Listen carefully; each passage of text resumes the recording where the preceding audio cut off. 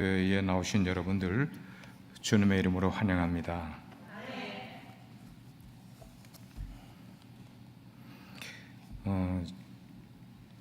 제가 인생을 오래 산 건 아니지만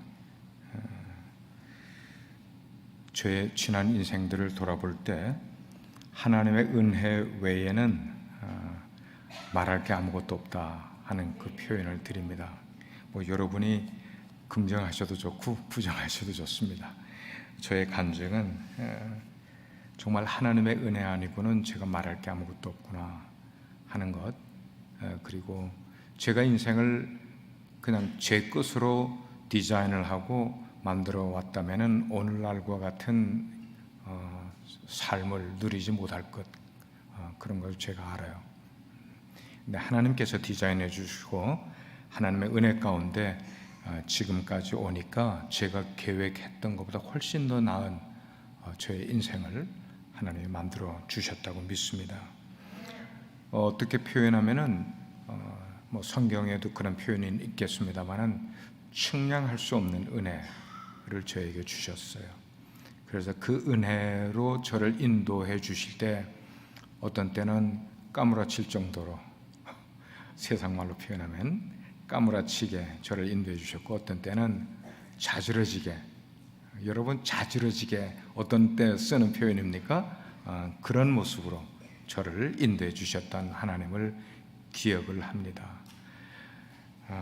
그렇다면은 저의 인생을 잠깐 그렇게 표현했다면은 여러분에게 평생 잊지 못할 하나님의 은혜가 있다면 그게 무엇입니까? 하는 질문을 드리겠어요.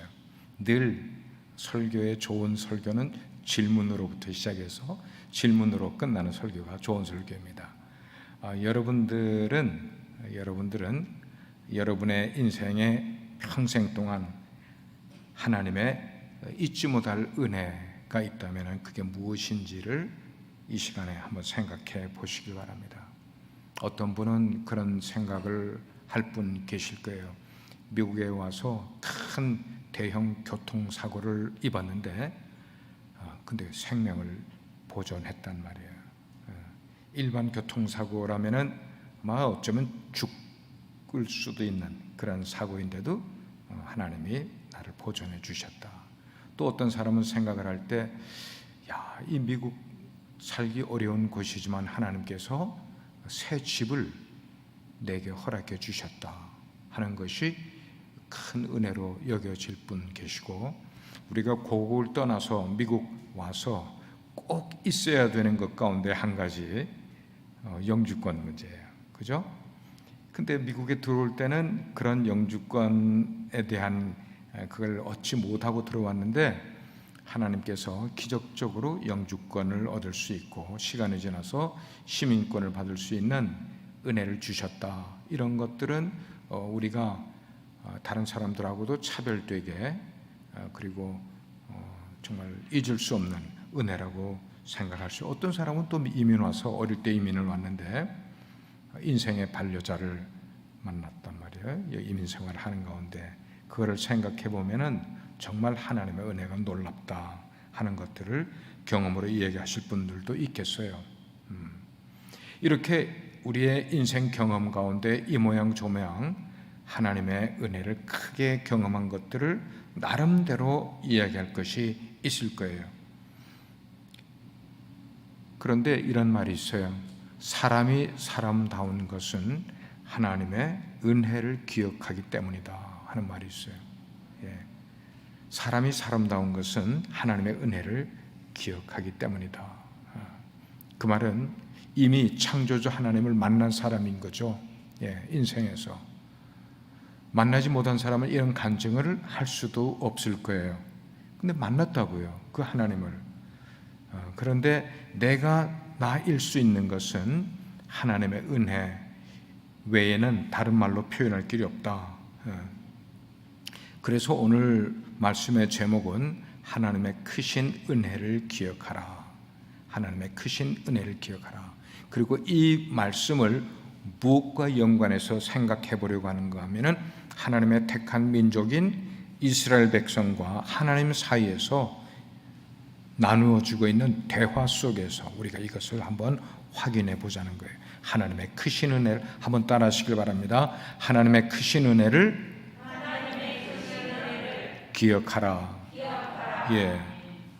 그걸 하나님의 백성인 이스라엘과 하나님과 사이에 있었던 얘기들로 오늘 본문이 우리에게 설명을 해주고 있습니다. 하나님께서는 정말 이스라엘 백성들에게만큼은 헤아릴 수 없는 수많은 은혜를 베풀어 주셨어요. 그래서 어떤 성경에는 그것을 측량할 길이 없다 그렇게 표현한 것도 있습니다. 그래서 그 은혜에 하나님이 이스라엘 백성들에게 허락하신 그 은혜 가운데 최고의 절정의 은혜를 하나를 딱 꼽으라. 그럼 그게 뭐라고 생각할까요? 예? 영조 집사님, 이스라엘 백성들에게 많은 은혜를 베푸셨는데 그 가운데 아주 클라이막스와 같은 그래서 성경은 어떻게 보면 이 이야기를 중심으로 처음부터 끝까지가 쭉 풀이된다고도 할 수 있는 그 이야기. 예? 와, 난 영주 집사님한테 물어봤는데 영주 집사님이 이야기하시면 어떡해? 그거죠. 예, 출애굽이에요. 애굽에 노예되었던 삶에서 그들을 택한 백성을 구출해내서 가나안 땅으로 인도한 이 이야기가 이스라엘 백성들이 하나님의 은혜를 받은 것 가운데 가장 클라이막스라고 볼 수가 있어요. 그래서 성경을 보게 되면 전부 그 이야기를 여러 편으로 나눠서 여러 모양으로 디스크라이브 한 거예요. 성경은 결국은 그 이스라엘의 노예되었던 애굽의 삶에서 출애굽해서 광야를 거쳐서 가나안 땅에 들어간 그 이야기가 우리 온 인류의 역사 이야기가 바로 그런 이야기로 쭉 이어져 가고 있는 것임을 우리는 알게 됩니다. 그렇지만 출애굽 바로 그때에는, 그리고 홍해 바다를 건널 때에는 이스라엘이 그걸 깨달았는가? 깨닫지 못했어요. 광야에 나가서 광야의 그 모진 풍파를 겪어가면서 그들은 비로소 하나님의 은혜의 손길이 우리를 휘감고 계시구나, 보호해주고 지키시고 인도해 주시는구나 하는 것을 광야를 나가서야 그들이 비로소 생생하게 체험하게 됐단 말입니다. 그래서 늘 성경을 읽을 때 우리는 이 광야라는 단어의 의미를 깊이 늘 생각을 해야만 하죠. 광야가 의미하는 게 뭔가? 여러 가지가 있겠지만 광야가 의미하는 것은 장래를 보장할 수 없는 곳이다 하는 거예요. 장래를 보장할 수 없는 것이다. 두 번째는 하루 앞을 내다볼 수 없는 곳이다 하는 거예요. 광야는 그런 곳이었어요. 그런데 하나님께서는 그렇게 장래를 보장할 수도 없고 하루 앞길을 예측할 수도 없는 그런 곳에서 하나님은 상상할 수 없는 방법과 길을 통하여서 그들을, 이스라엘 백성들을 인도해 주셨다는 말씀입니다. 그런데 그들이 그 받은 은혜를, 하나님께로부터 그 광야에서 받은 은혜를 잘 보존하고 기억하고 마음 가운데 간직하고 있었습니까? 그걸 못한 거예요. 이스라엘 백성들이 그걸 못했어요. 그래서 그들은, 하나님께서는 그렇게 때에 맞춰서 그들을 보호하고 지켜주시고 입혀주시고 먹여주시고 했던 그 일들을 그들이 기억하지 못하는 걸 보시면서 하나님께서는 그들에게 그 은혜를 잊지 않게 하기 위해서 하나의 방법을 가르쳐 주셨어요. 잊지 않을 수 있는 방법, 그것은 뭐냐면 절기를 지키게 하는 것이었어요. 절기를 지키게 한다. 그래서 절기를 지키면서 그들은 그 절기의 의미가 곧 하나님이 그들에게 베푸신 큰 은혜를 기억할 수 있는, remember 할 수 있는 방법으로 절기를 그들에게 지키게 하셨단 말이에요. 우리가 고국을 떠나서 미국에 이민 와 살고 있는 우리들의 삶도 우리가 흔히 광야의 삶이라 그렇게 이야기를 해요. 여러분 가운데는 이미 40년 넘게 미국 생활을 하신 분들도 계셔요. 예. 그렇죠. 제가 꼭 40년 됐어요. 예. 81년도에 왔으니까. 예. 그런데 이렇게 겪으면서 우리가 잊지 말아야 될 하나님의 은혜를 여러분들은 리콜하고 계시냐는 거예요. 여러분의 삶 속에서 그걸 잊어버리지 않은 채로 하나님께서 나를 지켜주셨다, 나를 인도해 주셨다, 나를 먹여주셨다, 우리가 기억하고 있는가 할 때 시시때때로 우리들의 삶의 모습을 보면 우리들도 이스라엘 백성들이나 크게 다를 바 없이 그 내용들을 자꾸만 어떻게 하고 있는 것 같아요? 잊어버리고 사는 것 같아요. 잊어버리고 사는 것 같아요. 예.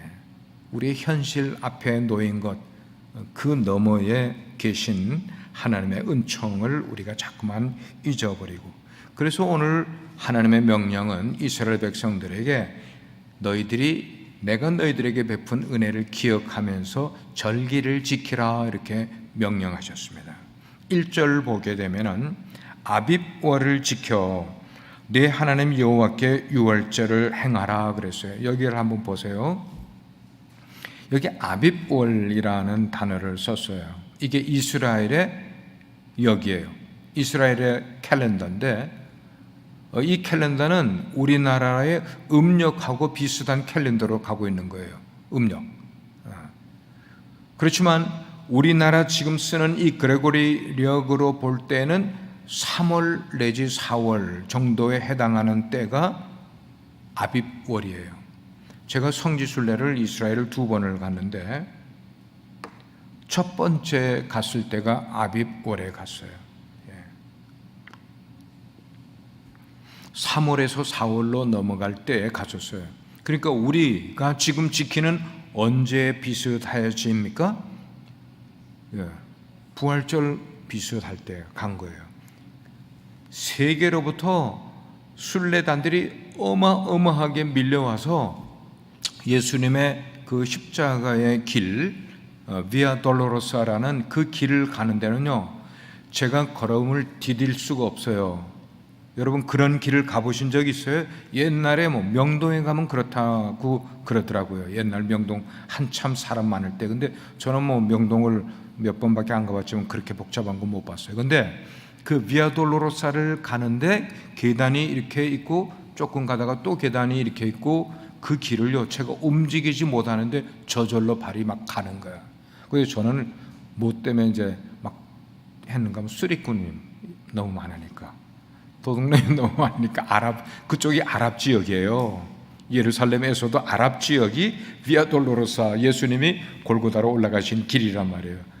그렇게 많은 사람들이 있는 줄 몰랐어요. 그때가 언젠가 하면 이스터 때 예수님의 고난의 행군 가셨던 바로 그때였기 때문에. 그런데 성경을 읽다 보면은 출애굽기에도 신명기에도 아빕월 이렇게 나오는데 이게 느헤미야, 에스라 쪽으로 가면은 아빕월이라는 단어를 쓰지 않고 대신 니산월이라고 이야기를 하고 있어요. 한번 따라하시길 바랍니다. 니산월. 여러분들에게 기억을 드리기 위해서 니산월. 그럼 그 니산월은 뭐고 아빕월은 뭐냐? 바벨론의 포로로 잡혀가기 직전까지 이스라엘 사람들은 정월달이 아빕월이었는데 바벨론의 포로로 가 있으면서부터 바벨론식으로 이 아빕월을 발음하면서 지키게 됐는데 그때부터, 그래서 바벨론 포로 때부터 이스라엘은 정월을 아빕월이라 그러지 않고 니산월이라는 말로 바꿔서 호칭을 하기 시작을 했습니다. 그래서 그 이후로는 지금까지도 유태인들은 아빕월이라 그러지 않고 니산월을 사용을 하는 거예요. 정월을. 그게 우리로 말하면 3월, 4월 정도에 그렇게 되는 거죠. 그러니까 부활주일, 유월절하고 거의 맞닥뜨리는 그런 때가 되는 겁니다. 첫째, 그러면 하나님께서 기억하라고 말씀하신 것, 그것은 무엇을 기억해야만 했는가? 이 신명기 16장, 오늘 우리가 읽은 내용은 12절까지만 읽었지만 처음에 1절부터 8절까지는 유월절에 대한 것, 9절부터 12절까지는 칠칠절에 관해서, 그리고 12절부터 뒤에까지는 초막절에 관한 얘기로 쭉 기록이, 이 세 가지의 유대인의 3대 절기가 이 신명기 16장에 나오는 거예요. 예. 그래서 여러분들 딱 넣으세요. 신명기 16장 하면은 3대 절기라고 딱 넣으시면 되는 거예요. 예. 그러니까 이 유대인의 가장 커다란 축제 세 가지가 여기 나왔는데, 이거는 그들에게는 페스티벌과 같은 그런 축제이란 말이죠. 세 가지가 다. 유월절은 뭐예요? 그들의 조상이 애굽에서부터 해방된 날을 기념하는 거예요. 우리나라로 말하면 8.15예요. 8.15 해방된 날이에요. 그 다음에 7.7절은 뭐냐? 곡식을 추수하기 시작을 할 때에 그들이 기뻐서 막 그 기쁨을 즐거워하면서 춤을 추면서 잔치를 하는 그 잔치가 7.7절인 거예요. 그리고 세 번째 초막절은 곡식을 다 거두어 들여서 타작을 하고, 그 다음에 포도즙을 다 거두어 들인 다음에 그들이 축제를 벌이는 것은 초막절에 하는 거예요. 예. 이태리나 아니면은 캘리포니아에 그레이프바인이 많이 있는 와이너리가 있는 그 동네에 가면은 가을이 되면은 포도 축제가 열린다고 그래요. 그러면 굉장히 큰 나무로 된 그걸 뭐라고 그래요? 항아리도 아니고 거기다가 그 따온 포도를 다 넣고 동네 사람들이 발로 들어가서 발을 깨끗하게 씻어야겠죠? 발냄새 안 나게. 그런 다음에 전부 남자고 여자고 이렇게 들어가서 치마를 걷어올리고 밟으면서 포도 축제가 시작되는 거예요. 그러면 그냥 열리는 거죠.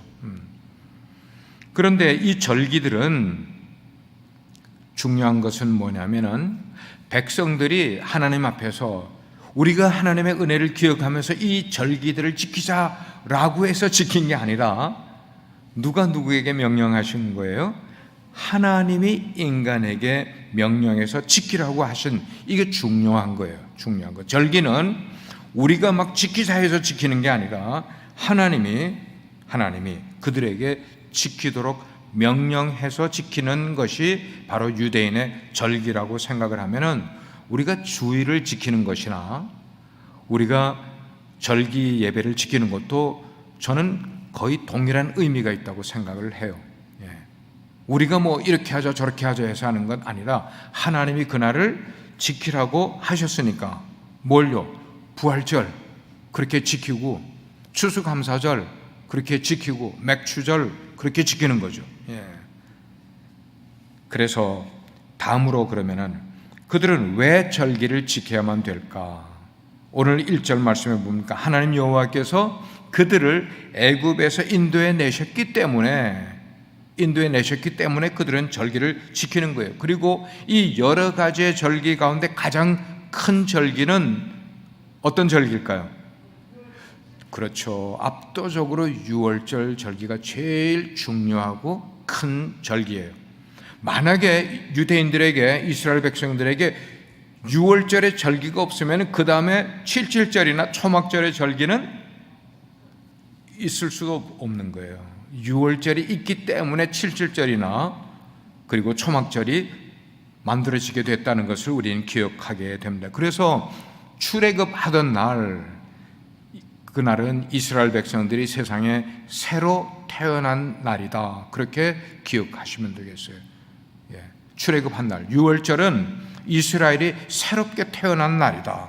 그러므로 그들이 절기를 지키는 그 배후에는, 백그라운드에는 출애굽하게 하신 하나님의 은혜를 꼭 기억하라는 의도가 그 지키라는 의미 속에 포함되어 있음을 보게 되는 거예요. 그리고 봄에는 보리 추수를 하고 나서 무교절을 예배를 드리는 거예요. 무교절, 봄에는. 그 다음에 여름에 밀을 거두고 나서는 뭐를 할까요? 맥추절을 그들은 지키게 되는 거예요. 제가 유년주일학교 다닐 때는 어려운 때였는데도 불구하고 교회에서 맥추절이 되면 그 전주일에 꼭 헌금 봉투가 나왔어요. 맥추 감사절, 헌금 봉투. 그러면 집에서 이제 맥주 감사절 헌금을 어린 유년주일학교 애들도 다 넣어서 그냥 가지고 가는 거예요. 추수감사절 하면은 추수감사 헌금 봉투가 따로 나와요. 옛날에 한국은 긴 편지 봉투잖아요, 그죠? 긴 편지 봉투. 거기다가 이렇게 헌금을 넣어서 가지고 오곤 그렇게 했던 기억이 있어요. 그리고 가을에 곡식을 추수했을 때는 그 다음에 수장절을 그렇게 지키게 됐던 거예요. 오늘 말씀을 준비하면서 생각을 하기를, 다음 시간부터는 제가 아웃라인을 여러분들에게 좀 드리면 좋겠다. 이게 드리면 지금 계속 시리즈로 책을 별로 강론을 하기 때문에 여러분들의 도움을 위해서 아웃라인을 제가 좀 만들어 드릴까 생각을 합니다. 오늘까지는 그냥 하겠습니다. 이렇게 이스라엘 백성들은 가나안 땅에 들어온 이후로 거의 1년 내내 이 모양 저 모양의 절기들을 계속 감사의 절기들을 지킨 것을 보게 됩니다. 그런데 그 감사는 한 개인으로서만 드리는 것 아니라 여기 성경 구절 보면은 그 이웃에 있는 사람들도 같이, 그리고 나중에 뒤로 가게 되면은 객이나 고아나 과부들도, 어려운 사람들도, 그들이 스스로 제사 제물을 드리지 못하는 그런 사람들이 있을 경우에는 너희들이 곡식을 나누어 줘서 그들도 함께 축제에 참가하게 하라고 성경은 그렇게 기록을 해놓고 있는 것을 보게 됩니다. 제 생각에 하나님께서 이스라엘 백성들에게 그 출애굽을 그렇게 기억하라고 말씀하신 그 이면에는 오늘을 살아가는 저에게 역사적인 흔적을 기억하라 하는 말로 제가 그렇게 깨닫게 됐어요. 우리 가문의 영적인 역사적인 일들을 기억할 뿐만 아니고, 우리가 교회 공동체에 속해 있으면은 교회 공동체에 아주 중요한 역사적인 사건들이나 일들, 이런 것들을 흐트러뜨리지 말고 흘려버리지 말고 그걸 기억하라. 그래서 신앙의 역사의 흔적들을 기억하는 것은 참 소중한 일이구나 하는 것을 이 메시지를 통해서 저 자신에게 한번 그렇게 생각을 했어요. 교회를 10년 다니면은 10년 다닌 만큼의 교회의 역사의 그 흔적들을 내가 마음에 품고 신앙생활을 해야 되겠고, 20년을 다녔으면 30년을 다녔으면 그만큼의 이 교회에서 신앙생활 할 때의 역사적인 흔적들을 잊어버리지 않고 기억하고 신앙생활하는 것, 이것이 크게 보면은 출애굽한 이스라엘 백성들에게 하나님이 요구하신 그것을, 적게는 우리가 한 공동체로 한 교회를 섬기면서 그렇게 역사의 흔적들을 기억하면서 신앙생활하는 그런 모습이라고 저는 깨닫게 되었습니다. 두 번째로, 은혜를 기억하는 사람들의 태도는 그러면 어떻게 해야 될까? 하나님의 은혜를 기억하는 사람들의 태도, 오늘 11절과 12절을 보게 되면은 하나님께서는 이스라엘 백성들이 절기를 지킬 때에 자기 혼자 하지 말고 다른 사람들과 함께 기쁨을 나누라, 그렇게 지금 말씀하고 있는 것을 보게 됩니다. 11절 말씀, 여러분 11절 말씀 한번 보십시오. 같이 한번 다시 읽겠습니다. 11절 시작. 너와 네 자녀와 너비와 내 성중에 있는 레위인과 및 너희 중에 있는 객과 고아와 함께 네 하나님 여호와께서 자기의 이름을 두시려고 택하신 곳에서 네 하나님 여호와 앞에서 즐거워할지니라. 아멘. 저는 여기다가 택하신 곳이라는 데다가 이렇게 괄호를 했습니다. 그리고 우리가 읽지는 않았지만 그 다음에는 이제 초막절을 지키는 내용이 13절부터 나오는데, 14절 말씀에 보면은 초막절을 지킬 때도 역시 같은 메시지를 하나님이 주고 계심을 알게 돼요. 이 말은 뭐냐면, 절기를 지키기 위해서 초막에 들어가는 거야, 이스라엘 사람들이. 지금도 제가 가끔씩 그런 사진을 여러분께 이렇게 보여드린 적이 있잖아요. 지금도 버젓이 좋은 아파트에 사는 사람들이 아파트 밑에다가 초막을 짓는 거예요. 얼기설기 초막을 지어서 일주일 동안 그 아이들은 그냥 집에서 자기 하지만 어른들은 그 초막에 들어가서 잠을 자고 거기서 쓴나물을 먹으면서 그렇게 지내는 그런 모습을 보게 된단 말이죠. 이 말이 뭐냐면은 초막 안에 들어가게 되면은 초막 밖에서 그 사람이 사회적으로 얼마나 명성이 있었든지 아니면은 학문이 높은 사람이든지 아니면은 어떤 명예를 가지고 있는 사람이든지 상관없이 초막 속에 들어가면 모두가 다 동일한 하나님의 백성이다 하는 의미를 갖게 되는 거예요. 놀란 거죠. 초막절의 의미가 그런 거죠. 이 말을 현대 의미로 가지고 오게 되면은 누구든지 하나님께서는 우리가 그 하나님의 은혜 속에 들어가게 되면은 하나 되는 존재들이 되기를 하나님이 원하신단 말입니다. 아멘입니까? 우리가 하나님의 은혜 속에 들어가, 그러면 지금 우리가 이렇게 예배를 드리면서 하나의 은혜 속으로 들어가게 되면 우리는 하나님 안에서 하나가 되어야 된다는 것입니다. 이게 신학적인 의미로 우리에게 주는 의미라고 생각을 해요. 사실 이스라엘도 얼마 전, 지금 말고 지금 이 신명기가 쓰여지는 그 이전에 보면은, 그리고 그 이후에도 다른 나라에 종살이 하던 때가 많이 있지 않았습니까? 그렇잖아요.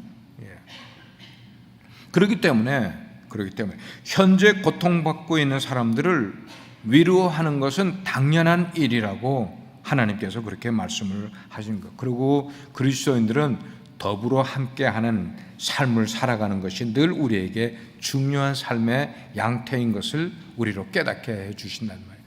더불어 함께 살아라. 너 혼자만 잘 살고 잘 먹고 하지 말고 더불어 함께 잘 살아라. 그러면 너희의 기쁨이 배가가 될 것이다. 이게 하나님의 메시지인 거예요. 할렐루야. 더불어 사는 훈련. 그리스도인이 아닌 다른 사람들은 생각할 수 없는 그런 삶의 양태, 그거는 어려운 사람들과 객과 더불어 살아갈 수 있는 그런 모습. 하나님의 은혜를 기억할 수 있는 또 다른 한 가지는 뭐냐? 불평하지 않고 기뻐하는 것이라는 거예요. 어떤 상황에서요? 어렵고 힘든 상황에서도 불평하지 않고 기뻐하는 삶을 살아가는 것. 이게 하나님의 은혜를 기억하는 사람의 삶의 자세라는 것입니다.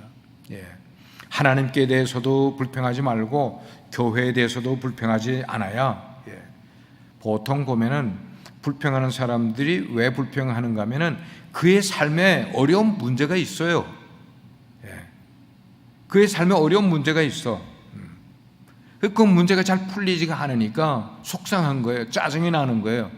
그러니까 그것을 옆에 있는 사람들에게 불평으로 꺼낼 수 있는 그런 여건이 되는 거죠. 그렇지만 비록 우리가 그리스도인이라면 우리의 상황과 환경이 좋지 않은 환경에 있다 할지라도 하나님의 은혜를 정말로 기억하며 감사하는 마음을 가진 사람, 이 사람이 정말 하나님의 자녀의 모습을 바로 가진 자라고 성경은 말씀하고 있습니다. 토머스 서전라는 그 교수님이 계신데 뉴욕 유니버시티 교수로 있으면서 노벨 경제학상을 받은 분이에요. 아마 2011년도인가 그렇게 받았어요. 근데 이분이 자원해서요, 한국에 있는 서울대학교에 교수로 1년 가겠다고 그렇게 자원해서 가신 분이에요. 대단한 분이죠. 그래서 많은 사람들이 궁금해했어요. 노벨 경제학상을 받은 지 얼마 되지도 않았는데 그렇게 많은 대학교에서 초청 강연을 요청할 텐데도 불구하고 서울대학교로 자원을 해서 간 거야. 근데 그분이 한국의 서울대학교 교수로 자원해서 간 데 이유가 있는 거예요. 그분은 이런 이야기를 그때 하셨다고 그래요. 한국은 경제학자라면은 한번 꼭 연구해 보고 싶은 나라이다. 왜냐하면 한국의 역사와 한국의 경제는 기적 그 자체이기 때문이다. 그런 이야기를 했어요, 그분이. 저는 이제 유튜브 보는 거를 즐겨하는데 여러 가지 소스들을 얻을 수 있기 때문에. 근데 어떤 내용을 보니까 세계의 다른 나라의 다른 민족에게 압제를 받았던 나라들 가운데 세계 가장 현재 부강한 나라로서 자기를 압제했던 나라보다 더 GDP가 높은, 나라가 딱 네 나라가 있다는 거예요. 네 나라가. 예. 그 나라들이 하나는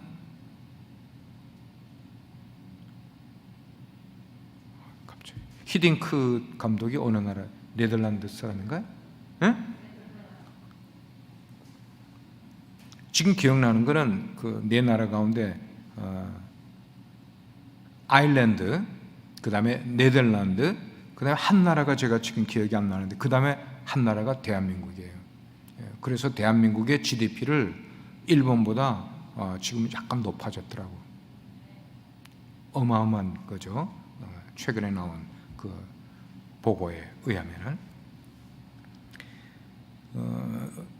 아일랜드는 영국에 앞져 있었고 그 다음에 네덜란드는 스페인에 앞져 있었더라고요. 오랫동안 스페인 앞져. 그런데 지금 네덜란드가 스페인을 앞섰어요. 경제력이.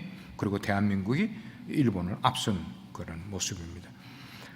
외국인 가운데는 이렇게 한국을 제대로 아는 사람은 한국의 놀라운 면모를 그렇게 부러워하고 경외심을 가지는데 정작 대한민국 땅에 살고 있는 한국 사람들은 국가에 대해서 얼마나 불신과 불평이 많은지 몰라. 제가 외국에 나와 있으면서 뭐 이렇게 보게 되면 왜 우리나라 사람은 맨날 수십 년 동안 그렇게 국가에 대한 불평 불만이 그렇게 많은 민족일까? 꼭 이스라엘 사람들 같다. 그런 생각을 해요. 지금 경제가 세계 10위잖아요. 10위. 그리고 그런데 경제는 10위가 됐는데 60년 전에 한국이 베트남보다 훨씬 못 살았어요.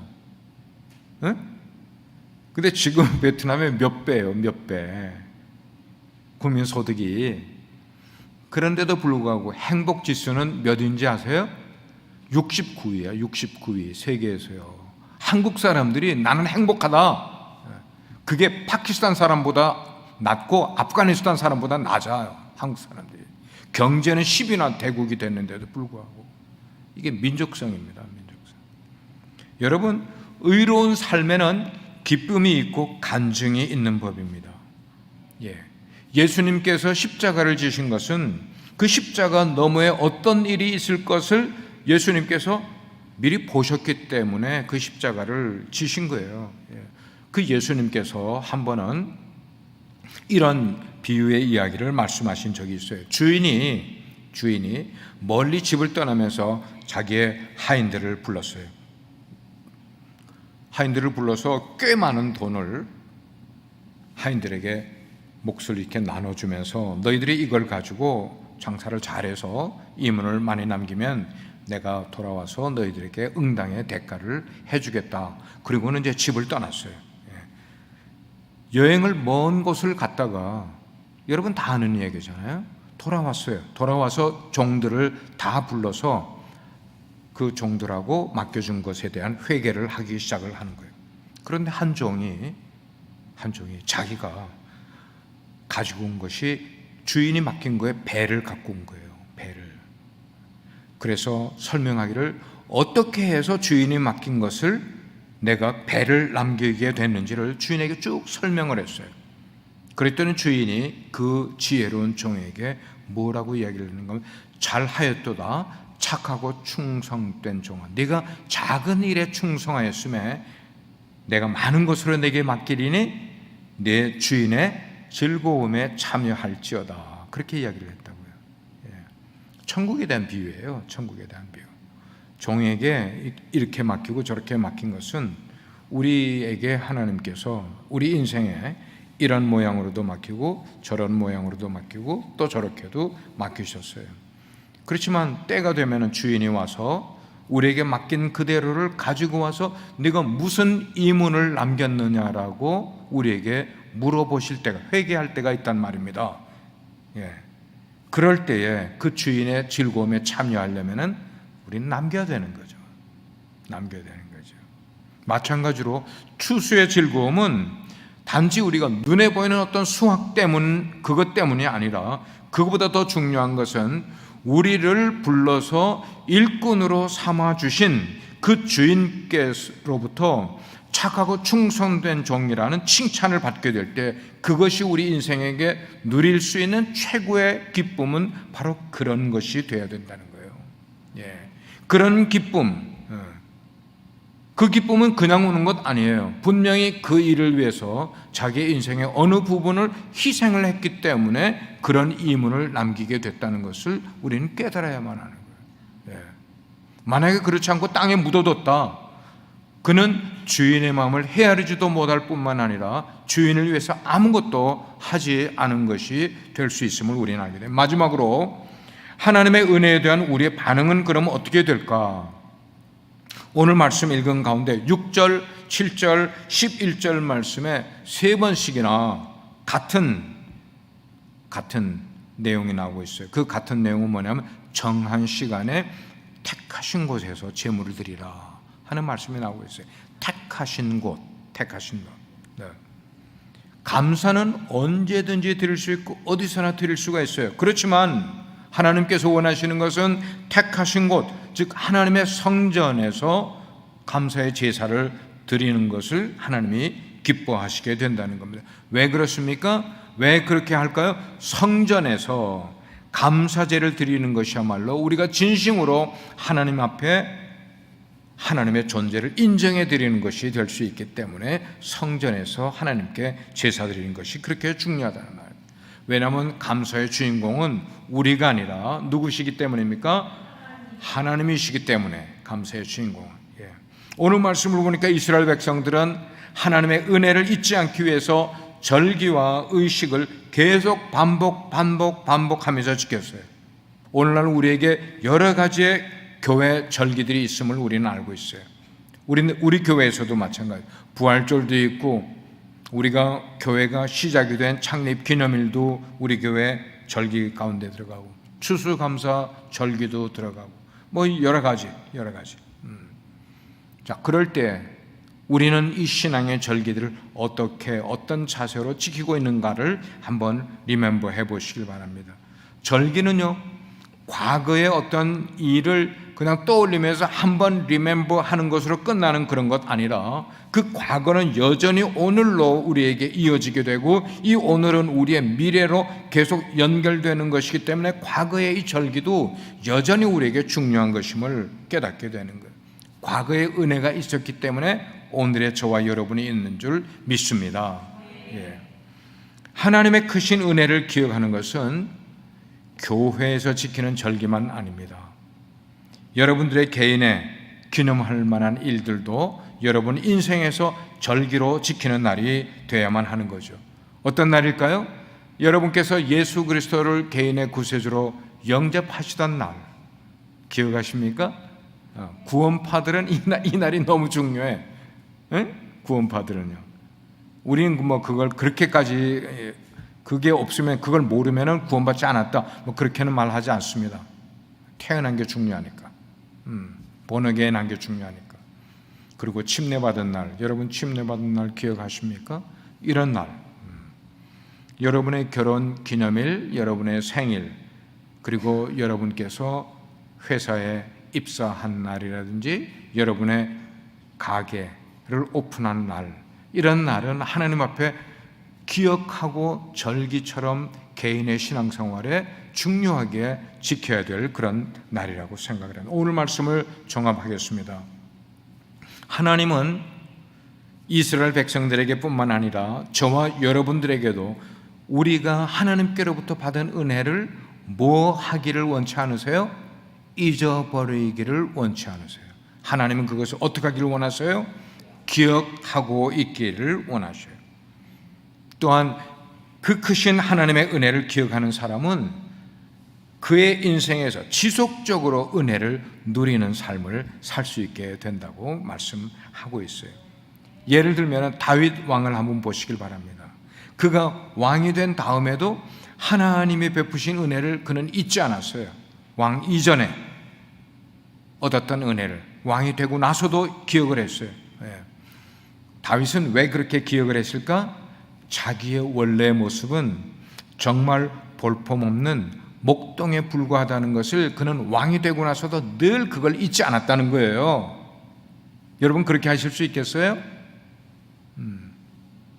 나는 지금 이렇게 호화로운 궁궐에 있지만 사실 내가 하나님의 은혜를 입기 전에 나는 일개 목동에 불과했던 자야. 그걸 잊지 않고 있는 거예요. 그러니까 하나님은 그렇게 자기의 원래의 모습을 잊지 않고 하나님의 은혜를 기억하고 있는 다윗을 복을 허락하지 않으실 수가 없는 거죠. 그래서 다윗은 정말 많은 은혜를 받게 된 거예요. 그렇습니다. 은혜를 기억하고 감사하는 사람은 더 큰 복을 받게 되었습니다. 사랑하는 우리 비소 성도 여러분, 우리는 그 하나님의 은혜를, 가장 큰 은혜는 뭐예요? 우리가 세상에 살면서 멸망받아 마땅해야 될 나였지만 하나님께서 독생자를 허락해 주셔서 우리를 구속해 주신 그 은혜로 영생을 얻었다는, 이것보다 더 큰 거는 우리에게 없어. 아멘입니까? 그게 출애굽인 거예요. 출애굽인 거예요. 예. 그러기에 우리 평생에 하나님의 은혜를 기억하면서 하나님께 감사하는 삶을 살아가는 건 마땅한 것입니다. 교회적으로 그리고 개인적으로 하나님의 은혜를 기념할 만한 일들을 우리가 기억하면서 하나님께 감사하는 삶을 사시는 저와 여러분, 특별히 영적인 기억력이 뛰어난 여러분 되기를 주의 이름으로 축복합니다. 기도하겠습니다. 오늘 우리가 한번 같이 기도하려고 하는 것은 우리가 기억해야 할 하나님의 크신 은혜가 무엇인지를 오늘 말씀을 통해서 여러분들이 이미 묵상하신 줄로 믿어요. 예. 하나님은 우리가 하나님께 받은 그 은혜를 잊지 않고 기억하며 살기를 원하신다고 그랬어요.